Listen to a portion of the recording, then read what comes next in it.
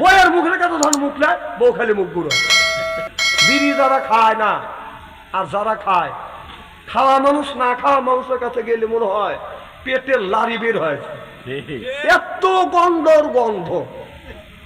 বউ মুখ গুঁড়ো রাখে। স্বামী কয় আমি তোমার মুখের কাছে মুখলে তুমি মুখ গুঁড়ো, কারণটা কি? বউ কয় লজ্জাও করে শরমও করে, এই মাত্র টাটকা বিড়ি খা আমার মুখের সাথে মুখ লাগাইছো, তোর পাশা বসাইতে তোর মুখের গন্ধ বেঁচে কথা বল। যেরকম ঠিক কিনা? বিড়ি খাওয়া বাদ দেওয়া যাবে তো ইনশাল্লাহ। তোমার বয়স 60 বছর হয়ে গেছে, এখনো তুমি বিড়ি টানা বাদ দাও না? আজান দিলে এখনো তুমি বিড়ি টানো? তুমি মানুষ নাকি? তুমি মানুষ না, তুমি জানোয়ার। তুমি জানোয়ার না, তুমি কুত্তা।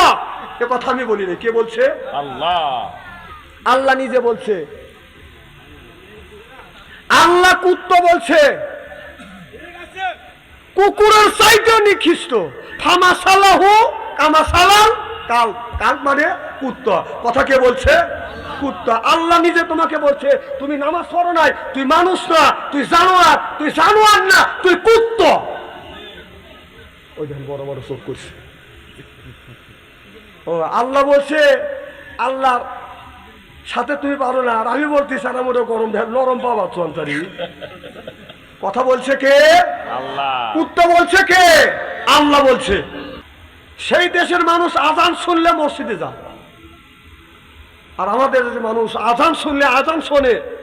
মুসলমানের বাচ্চা কিভাবে বিড়ি টানে এরকম করে, বিড়ি টানে উপর করলে উড়ে কথা কন। বিড়ি আবার টয়লেটের মধ্যেও খায়, সি সি সি। আবার পানও খায় টয়লেটের মধ্যে। আমি চিন্তা করলাম বিড়ি তো টয়লেটের মধ্যে খায়, খাই, কিন্তু পান খায় কেনা? এই কাজ করে তালে রইলেন। কারণ ওই টয়লেটের মধ্যে পিক পাইছি তো আমি।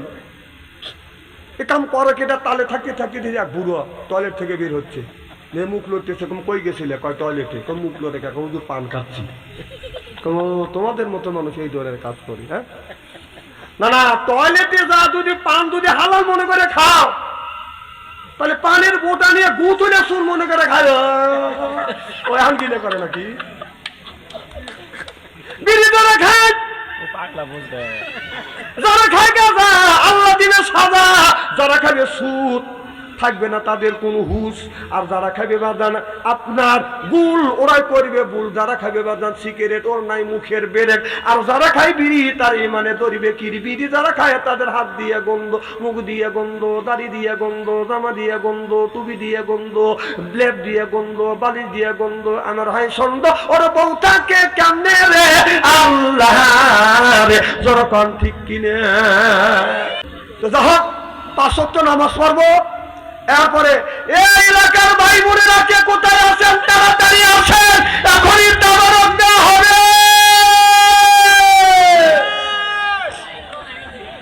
এত গরমের মধ্যে গভীর রাত আপনারা যে বসে থাকবেন আমার বিশ্বাস ছিল না। আমি অন্তর থেকে দোয়া করি আপনারা জান্নাতে যেতে পারবেন ইনশাআল্লাহ। আমি মন্তব্য করলাম আপনারা জান্নাতবাসী, আপনারা জান্নাতবাসী, আপনারা জান্নাতবাসী। কোন আমিন? জোরে কোন আমিন। কিয়ামতের ময়দানে যেন আল্লাহ জান্নাত নসিব করে সকলে। কোন আমিন। একটা কথা বল ভাই, আমার কথা কি রাগ করছেন? ভাইজান আপনারা আমার এলাকার মানুষ, আমি আপনাদের এলাকার মানুষ, দেশের মানুষ। খোলা মনে কথা বলছি, দুই একটা ভাষা এদিক সেদিক হয়ে গেছে। হ্যাঁ তুমি একবারে খেলা দেওয়া হবে। এতক্ষণ পরে কি ওয়াজ করলাম? আর একদিন আবার খেলা হবে।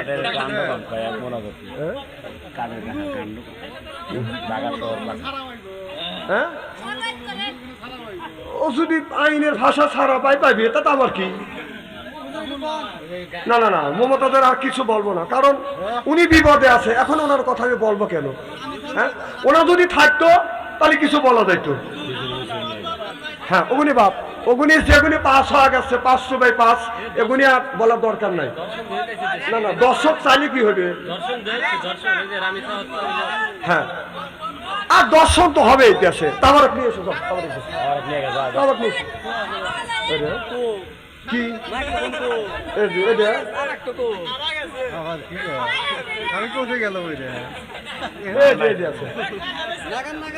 কেমন পড়ে গেছে? আজান কি একটা দিবেন? হ্যাঁ না আজান দেখা না আজান এমনি ওই যে কাদের কাহার গানটা কই না না কাদের কাকা গানও গাওয়া সম্ভব নয় এখন ওগুলো বলাই যাবে না না না কাদের গান গাবে না কাদের কাকা থাকলে গান গাইতেন কাদের কাকা ডেকে নিয়েছেন গান একটা রেডি করে রাখছি তাতে গাবো না। কাম পেতে আল্লাহ এরকম না না কাদের কাকা আসুক আমরা চাই কি পান হ্যাঁ উনি হলো দেশের ছেলে দেশে আসুক ওনার কথাই কার্যকারী হবে ওনারা যখন খেলতে যাচ্ছে আমরা খেলবো খেলা হবে, কি কর খেলা হবে খেলা হবে। হ্যাঁ ওনাকে দরকার তো আছেই আবার সেই ওই যে আরেকজনের যে কোথায় খেলা হবে শামীম ওসমান ওনাকে বেগে রাখতে হবে কি রাখতে হবে ওনাকে বেগে আর টাইগার কাটতে হয় বল খেলা টাইগার কারা হয় গুলি গুলি টাইগার যারা গোল করে তাদেরকে কি কয় টাইগার হ্যাঁ টাইগার বলে ওই গলি কয়টাই গেছে? চেনো না জানো না এখন যদি বলো যে ব্রাজিল আর্জেন্টিনার এরপরে বেলকের যে পাগল হয়ে গেছে এখন কোন দলের কোন প্লেয়ারের নাম খাওয়া পারবে না মুইতে ফেলেবে না পাগল এবিও অত পাগল হয় না অত পাগল হয় বলো না ব্রাজিল আর আর্জেন্টিনার আপনাকে জান্নাতে নেবেন আল্লাহর কসম করে বলতেছি আপনাকে যদি জান্নাতে নেয় আল্লাহ যদি দয়া করে আল্লাহ জান্নাতে নেবে আর রাসূল যদি সাবাত করে তবেই না জান্নাতে যেতে পারবেন আর ব্রাজিল আর আর্জেন্টিনার নেইমার আর মেসি আপনাকে আমাকে জান্নাতে নিতে পারবে না আপনারা বল খেলা দেখেন অথবা না দেখেন আমার কোনো দেখার নাই তবে দেখেন আমি আফসোস করি না দেখেন দেখেন আমার আফসোস নাই কিন্তু পক্ষ নিয়ে মারামারি করেন না ওই যে মেসি তোমার দাদা না আর নেইমার তোমার নানা না নানা যদি হয় মারামারি করো দাদা যদি হয় মারামারি করো আমার কোনো আপত্তি নাই এখন ভাইজান সংক্ষিপ্ত কিছু কথা বলবে এরপরে মোনাজাত করে দেবে ইনশাআল্লাহ মাই খেলা করে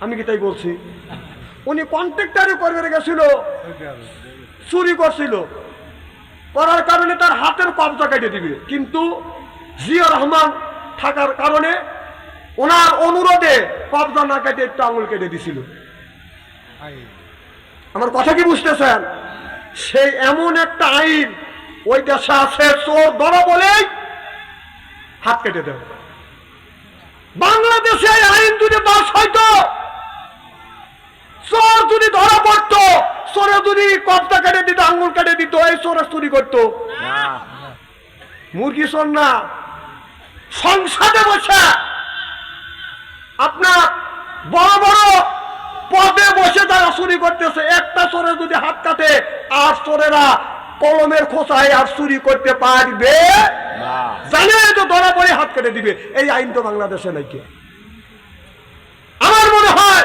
এই বাংলাদেশে চোরের হাত থেকে বাংলাদেশকে বাঁচাতে চাইলে হাত যদি নাও কাটেন কবজা যদি নাও কাটেন আঙ্গুল কাটার আইন করুক সরকার এখনই আমাদের প্রধানমন্ত্রী তারেক রহমান আজকে থেকে ঘোষণা করবে চোর যদি ধরা পড়ে আঙ্গুল কেটে দেওয়া হবে আমার মনে হয় আগামীকাল থেকে চুরি করা বন্ধ হয়ে যাবে কথা বলবে ঠিক। করবে না তো করবে না আমার কথা কি শুনবে নাকি কল আমার কথা শুনবে কে শুনবে শুনবে না কথা তো আমার না কথা কার আল্লাহ আল্লাহ সেই দেশ এমন স্বর্ণ রেখে নামাজ পড়তে গেলেন একটা লোকও নাই তা হুজুর আমি বললাম যে আপনার স্বর্ণ চুরি হয় না তা হুজুর একটা কোনাও চুরি হয় না কারণ ওখানে আইন আছে চোর ধরা পড়ি হাত কাটতে চোর ধরা করলে কি করবে আমাদের বাংলাদেশের একজন বড় বিশাল ধনী ব্যক্তি ছিলেন নাম বলবো না সবাই জানেন